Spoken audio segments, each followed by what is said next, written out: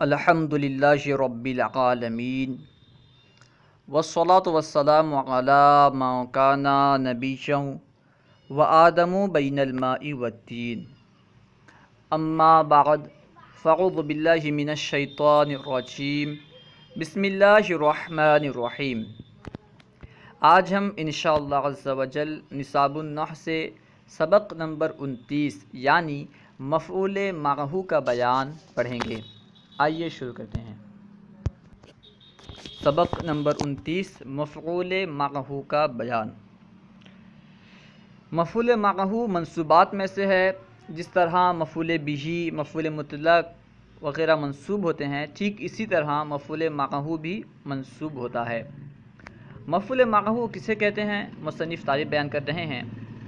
مفعول معہ کی تعریف وہ اسم جو ایسی واو کے بعد واقع ہو یعنی آئے جو مع کے معنی میں ہو، یعنی جو اسم اس واو کے بعد ہو جو واو مع کے معنی میں ہے۔ اور لفظ مع کا معنی کیا ہے؟ لفظ مع کا معنی ہوتا ہے ساتھ۔ آپ اس کی تعریف اس طرح کر سکتے ہیں کہ مفعول معہ وہ اسم ہے جو اس واو کے بعد ہو جس واو کا معنی ساتھ کیا جاتا ہے یا جس واو کا معنی ساتھ ہے، ٹھیک ہے؟ یعنی مفعول معہ اس اسم کو کہتے ہیں جو اس واو کے بعد ہو جس واو کا معنی ساتھ ہے، یا پھر ساتھ لفظ ساتھ کے معنی پر دلالت کرنے والے واو کے بعد ہو، اس طرح بھی کر سکتے ہیں۔ مفعول معہ وہ اسم جو ایسی واو کے بعد واقع ہو جو مع کے معنی میں ہو، ٹھیک ہے؟ یہ واو مصاحبت کے لیے ہوتی ہے، یعنی جو واو مع کے معنی میں ہوتی ہے، جس واو کے بعد مفعول معہ ہوتا ہے، یہ واو مصاحبت کے لیے ہوتی ہے۔ اب مصاحبت کا کیا معنی خود بیان کر رہے ہیں، یعنی اس بات پر دلالت کرتی ہے کہ اس کا مدخول ما قبل فعل کے معمول کے ساتھ ہے۔ یعنی یہ واو اس بات پر دلالت کرتی ہے، اس بات کو بتلاتی ہے کہ اس کا مدخول یعنی یہ واو جس پر داخل ہوئی ہے وہ ما قبل فعل کے معمول کے ساتھ ہے۔ ما قبل فعل کا معمول اور اس کا مدخول دونوں ایک ساتھ ہیں، اس بات پر یہ واو دلالت کرتی ہے، ٹھیک ہے؟ اب مثال دیکھیں، جیسے جاء البرد والجباتی، اس کا معنی ہے سردی جبوں کے ساتھ آئی۔ جاء البرد والجباتی، سردی جبوں کے ساتھ آئی۔ اگر آپ اس مثال میں غور کریں گے تو ساتھ یعنی لفظ ساتھ جو ہے نا ترجمہ میں، سردی جبوں کے ساتھ آئی، تو کسی لفظ کا معنی ساتھ نہیں ہے، بلکہ جو واو ہے نا واو، اسی کا ترجمہ کیا گیا ہے ساتھ۔ سردی جبوں کے ساتھ آئی، تو یہاں پہ ساتھ کا ترجمہ کیسے کیا گیا؟ اس واو کی وجہ سے۔ یہ واو مع کے معنی میں ہے اور مع کا معنی کیا ہے؟ ساتھ، اسی وجہ سے ترجمہ کیا گیا سردی جبوں کے ساتھ آئی۔ دیکھیں یہاں پہ جو واو ہے، واو کا مدخول کون ہے؟ الجبات، ٹھیک ہے؟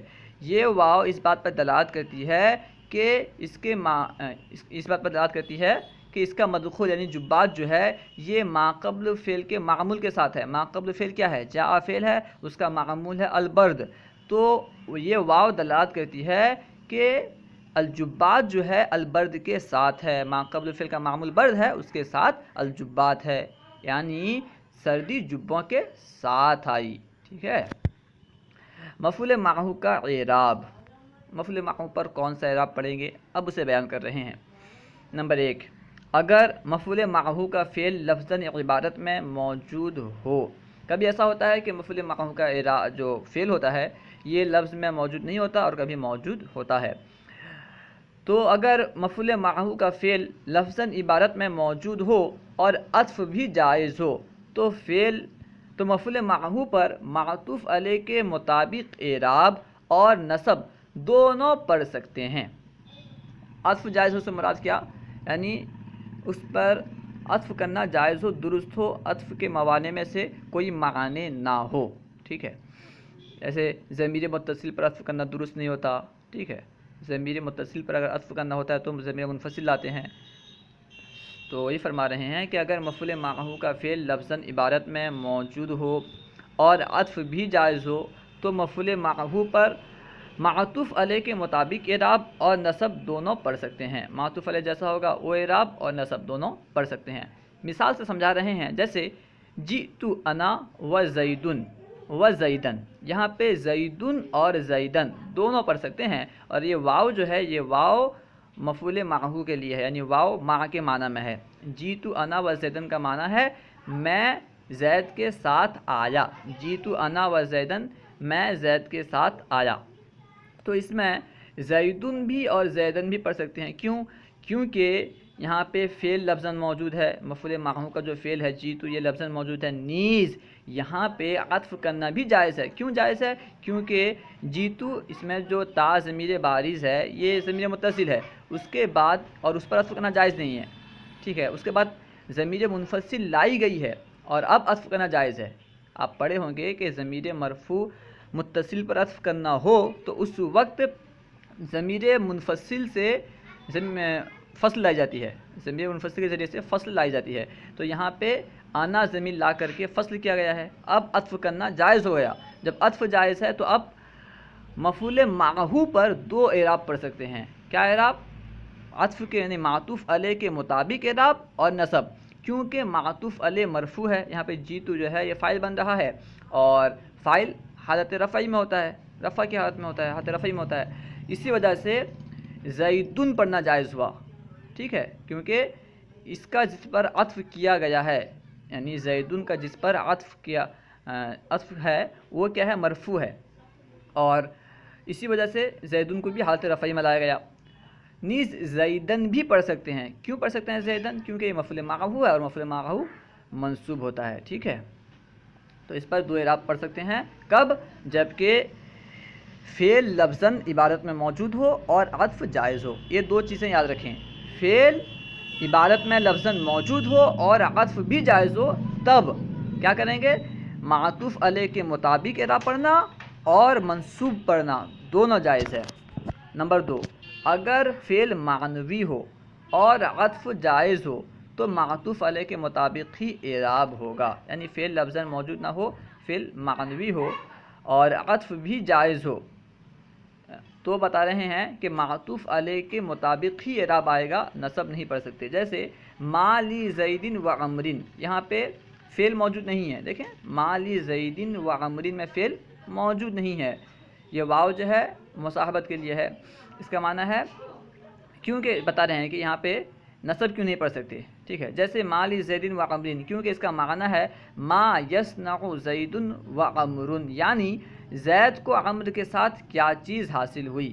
یصنع کا معنی یہاں پہ یحصل، یصنع یحصل کا معنی میں ہے، یعنی زید کو عمر کے ساتھ کیا چیز حاصل ہوئی، ٹھیک ہے۔ یہاں پہ فعل جو ہے معنوی ہے اور عطف بھی جائز ہے، ٹھیک ہے، عطف کرنا بھی یہاں پہ جائز ہے کیونکہ اس میں ظاہر ہے، اس پہ تو عطف کر سکتے ہیں، یعنی زید کو عمر کے ساتھ کیا چیز حاصل ہوئی، تو یہاں پہ فعل معنوی ہے اور عطف جائز ہے، اسی وجہ سے معطوف علیہ کے مطابق مفعول معہو پر اعراب آئے گا۔ معطوف علیہ کیونکہ مجرور ہے زیدین، تو زید جو ہے لفظ زید یہ مجرور ہے، اسی وجہ سے عمرن بھی مجرور ہوا۔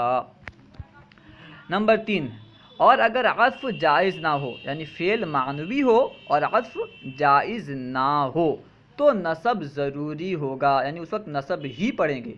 فعل معنوی ہو اور عطف جائز نہ ہو، عطف کرنا درست نہ ہو تو اس وقت نصب ضروری ہوگا، خواہ ما قبل فعل لفظاً ہو یا معنی۔ اچھا یہاں سے بتا رہے ہیں کہ ما قبل فعل لفظاً ہو یا معنی، اس سے کوئی تعلق نہیں ہے، اگر عطف جائز نہ ہو، بس اتنا دیکھنا ہے کہ عطف جائز ہے یا عطف جائز نہیں۔ اگر عطف جائز نہیں ہے، چاہے فعل عبارت میں موجود ہو یا عبارت میں موجود نہ ہو، تو اس وقت نصب پڑھنا متعین ہے، اگر عطف جائز نہیں ہے تو نصب پڑھنا ہی ہے، ٹھیک ہے۔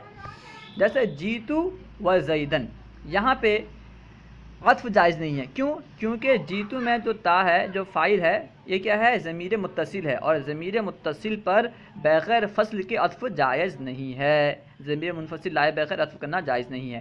جب جائز نہیں ہے تو اب نصب متعین ہو گیا، مفعول معہو پر نصب پڑھنا متعین ہو گیا، اسی وجہ سے زیدن ہی پڑھیں گے، زیدن نہیں پڑھ سکتے۔ اس سے پہلی مثال میں یعنی اگر اس طرح ہوتا جیتو انا تو اب پڑھ سکتے تھے زیدن و زیدن، کیونکہ آنا یہاں پہ نہیں ہے جیتو کے بعد تو عطف جائز نہیں ہے. جب عطف جائز نہیں ہے تو زیدن ہی پڑھنا ہوگا، زیدن نہیں پڑھ سکتے. اس کا معنی ہے میں زید کے ساتھ آیا. ما لکا و زیدن، تجھے زید کے ساتھ کیا چیز حاصل ہوئی. ما لکا و زیدن کا معنی کیا ہے؟ تجھے زید کے ساتھ کیا چیز حاصل ہوئی. یہاں پہ بھی عطف جائز نہیں ہے. کیوں جائز نہیں ہے؟ کیونکہ یہاں پہ ضمیر پر عطف کرنے کے لیے ضروری ہے کہ ضمیر متصل پر عطف کرنے کے لیے ضروری ہے کہ منفصل سے فصل لائی جائے، اور یہاں پہ کاف جو ہے ضمیر متصل ہے، اسی وجہ سے اس پر عطف کرنا جائز نہیں ہے. اسی وجہ سے زیدن پڑھا گیا، ما لکا و زیدن نہیں کہا گیا. حالانکہ لام جو ہے حرف جر ہے، باوجود اس کے زیدن نہیں پڑھا گیا کیونکہ یہاں پہ عطف جائز نہیں ہے. جب عطف جائز نہیں ہے تو نصب متعین ہو گیا، اسی وجہ سے ما لکا و زیدن پڑھا گیا. اس کا معنی ہے تجھے زید کے ساتھ کیا چیز حاصل ہوئی. فائدہ: اگر کوئی اسم لفظ مع کے بعد آئے تو وہ مفعول معہ نہیں ہوگا. یہ بات یاد رکھیں کہ مفعول معہ اسی صورت میں ہوگا جب اسم ایسی واو کے بعد ہو جو واو مع کا معنی دیتا ہو. لیکن اگر لفظ مع آ جائے، خود بنفس نفیس لفظ مع آ جائے، تو اب اس کے بعد آنے والا اسم مفعول معہ نہیں کہلائے گا.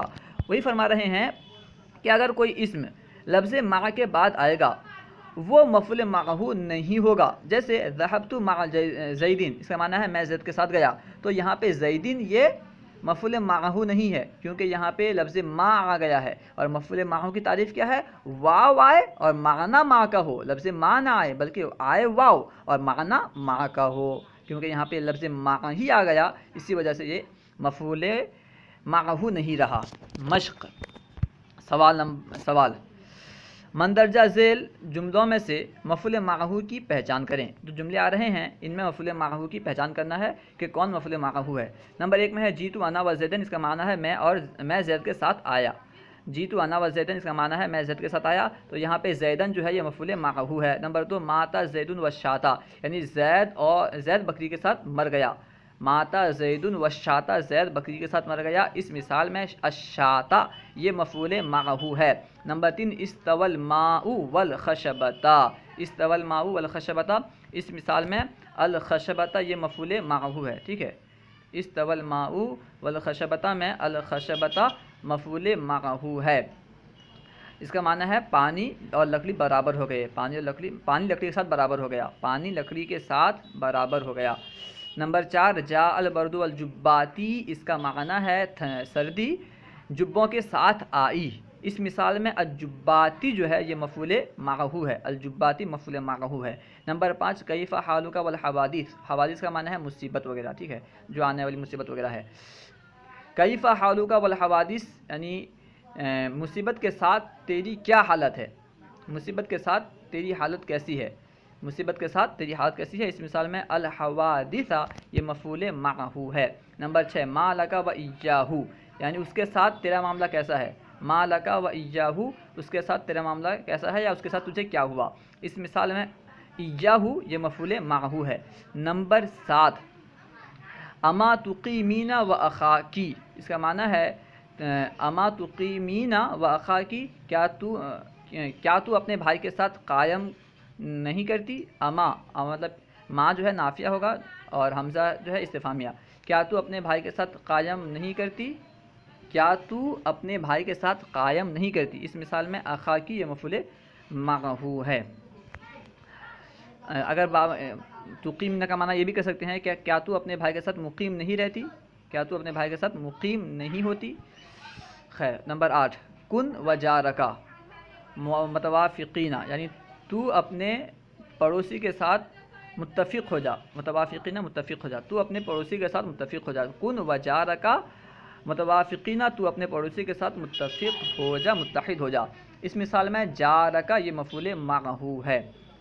نمبر 9 ترکت الناقۃ و فصیلتھا، اس کا معنی ہے اونٹنی اور اس کا دودھ چھڑایا گیا بچہ، دودھ چھڑایا ہوا بچہ چھوڑ دیا گیا. ترکت الناقۃ و فصیلتھا، اونٹنی اور اس کا اونٹنی کے ساتھ. ٹھیک ہے، اونٹنی کے ساتھ اس کا دودھ چھڑایا، اونٹنی کو اس کے دودھ چھڑائے ہوئے بچے کے ساتھ چھوڑ دیا گیا. ترکت الناقۃ و فصیلتھا، اونٹنی کو اس کے دودھ چھڑائے ہوئے بچے کے ساتھ چھوڑ دیا گیا. اس مثال میں فصیلتہا یہ مفعول معہ ہے. نمبر 10 ما لکا ایہا الطالب والمباحث الفلسفیہ. اس کا معنی ہے اے طالب علم تجھے مباحث فلسفیہ کے ساتھ، فلسفی مباحث کے ساتھ کیا ہوا؟ اے طالب علم تجھے فلسفی مباحث کے ساتھ کیا ہوا؟ اللہ و رسولہ اعلم. اس مثال میں المباحث الفلسفیہ جو ہے یہ ہے مفعول معہ. ٹھیک ہے، المباحث الفلسفیہ. مثال خل دیکھتے جائیں. پہلی مثال میں زیدن مفعول معہ، دوسری مثال میں الشاۃ مفعول معہ، تیسری مثال میں الخشبۃ مفعول معہ، چوتھی مثال میں الجباتی مفعول معہ، پانچویں مثال میں الحوادث مفعول معہ، چھٹی مثال میں ایاہ یہ مفعول معہ ہے، ساتویں مثال میں اخاکی مفعول معہ، اور آٹھویں مثال میں جارہ کا مفعول معہ، نویں مثال میں فصیلتہا مفعول معہ، دسویں مثال میں المباحث فلسفیہ یہ ہے مفعول معہ. اللہ و رسول اعلم. اگر کوئی بات سمجھ میں نہ آئی ہو یا درسیات کے متعلق کوئی سوال کرنا چاہتے ہوں تو کمنٹ باکس میں سوال کریں، انشاءاللہ عز و جل آپ کو جواب دیا جائے گا. اگر آپ نے ہمارے یوٹیوب چینل فیضان درس نظامی کو ابھی تک سبسکرائب نہیں کیا ہے تو ضرور سبسکرائب کریں. انشاءاللہ عز و جل آپ کو اس طرح کی ویڈیو ملتی رہیں گی. السلام علیکم ورحمۃ اللہ وبرکاتہ.